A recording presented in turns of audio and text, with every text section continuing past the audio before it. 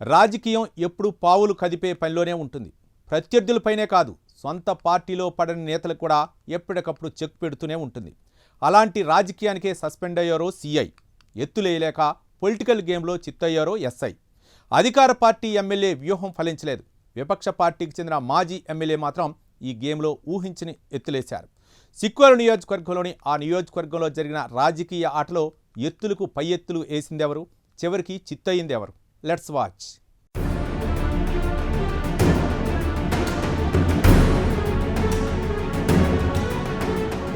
అసలు అవతల ఊరంతా నోరేసుకుని మీద పడిపోయే మాజీ మంత్రి, అధికారంలోకి వచ్చినప్పటి నుంచి ఆయన్ను ఆటాడుకోవాలని చూస్తున్న ఎమ్మెల్యేకు అనుకోకుండా ఓ మంచి ఛాన్స్ దొరికింది. ఈ దెబ్బతో ఆ మాజీకి చుక్కలు చూపిద్దామనుకుంటే సొంతింటి రాజకీయాలతో కథ మరో టర్న్ తీసుకుంది. వైసీపీ మాజీ మంత్రి సిదిరి అప్పలరాజు కుమారుడు చేసిన యాక్సిడెంట్ టీడీపీలో అంతర్గత విభేదాలను బయటపెట్టింది. ఉరుమురిమి మంగళం మీద పడ్డట్టు ఈ విభేదాలకు పట్టణ సీఐ రామకృష్ణ బలయ్యారు. పలాస టీడీపీ ఎమ్మెల్యే గౌతు శిరీష ఆయనకు మద్దతుగా నిలిచినా హోంమంత్రి అనిత మాత్రం ఎట్టి పరిస్థితుల్లోనూ సీఐని సస్పెండ్ చేయాల్సిందేనని పట్టుబట్టారట. ఈ వ్యవహారం లోకేష్ దాకా వెళ్లటంతో చివరికి అక్కడ హోంమంత్రి మాటే చెల్లుబాటయిందని చెబుతున్నారు.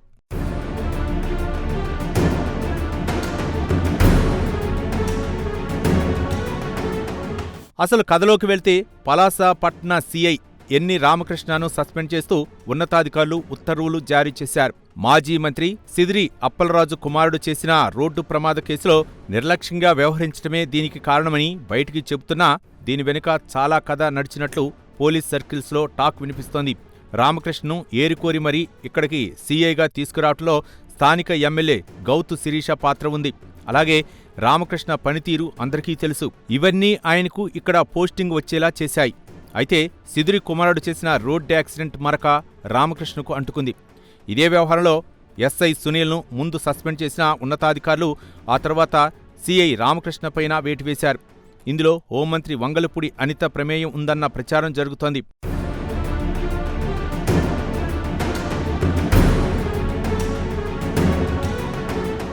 సిదిరి కుమారుడే యాక్సిడెంట్ చేశాడని వెలుగులోకి వచ్చిన నాటి నుంచి సీఐ రామకృష్ణ, ఎస్ఐ సునీల్పై చర్యలు ఉంటాయన్న ప్రచారం సాగింది.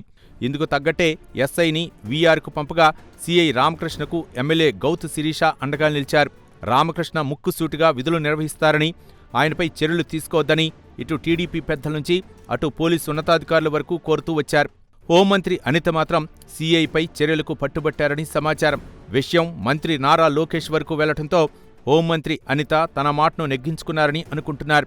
ఈ వారం మొదట్లోనే సీఐ రామకృష్ణపై వేటు పడుతుందని భావించిన శిరీష దాన్ని ఆపుకుంటూ వచ్చారట. కానీ హోంమంత్రి వంగలపూడి అనిత ఎంట్రీతో రామకృష్ణ వీఆర్ నుంచి సస్పెన్షన్కు వెళ్లక తప్పలేదని సమాచారం. పాయకారావుపేట సీఐ విషయంలో జరిగిన తెరవెనుక తతంగమే పలాస ఎపిసోడ్పై ప్రభావం చూపిందనే టాక్ నడుస్తోంది.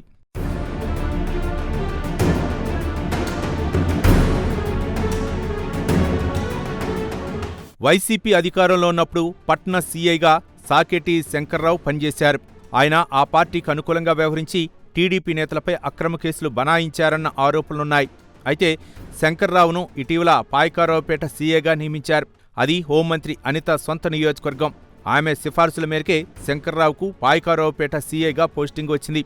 ఈ విషయం సామాజిక మాధ్యమాల్లో హల్చల్ చేయడంతో పలాస ఎమ్మెల్యే శిరీష ఆగ్రహం వ్యక్తం చేయడంతో పాటు టీడీపీ పెద్దలను కలిసి గతంలో శంకర్రావు వ్యవహరించిన తీరును వారి దృష్టికి తీసుకువెళ్లారు. దీంతో పాయకారావుపేట సీఐగా విధుల్లో చేరిన కొద్ది రోజుల్లోనే శంకర్రావు వీఆర్కు వెళ్లాల్సి వచ్చింది. ఈ వ్యవహారంలో అనిత మాట చెల్లుబాటు కాలేదనే టాక్ ఉంది. తాను ఏరికోరి పోస్టింగ్ ఇచ్చిన శంకర్రావు ట్రాన్స్ఫర్ హోంమంత్రి అహాన్ని దెబ్బతీసిందని పార్టీ వర్గాల టాక్.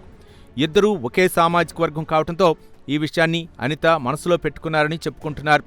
అందుకే టైం చూసుకుని శిరీష్కు కౌంటర్ అటాక్ ఇచ్చారన్న ప్రచారం జరుగుతోంది.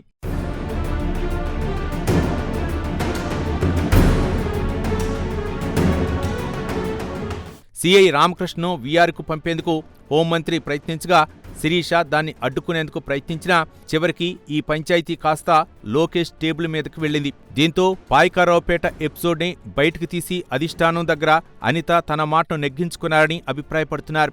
టీడీపీ అధికారంలోకి వచ్చాక కాశీబుగ్గ సీఐగా వచ్చిన వారెవరూ ఇక్కడి నుంచి మరో పోస్టింగ్కు వెళ్లటం లేదు. అయితే వీఆర్కి వెళ్లటమో లేదంటే సస్పెండ్ అవటమో ఆనవాయితీగా మారింది. బహుశా పోలీస్ స్టేషన్ వాస్తు బాగలేదేమో.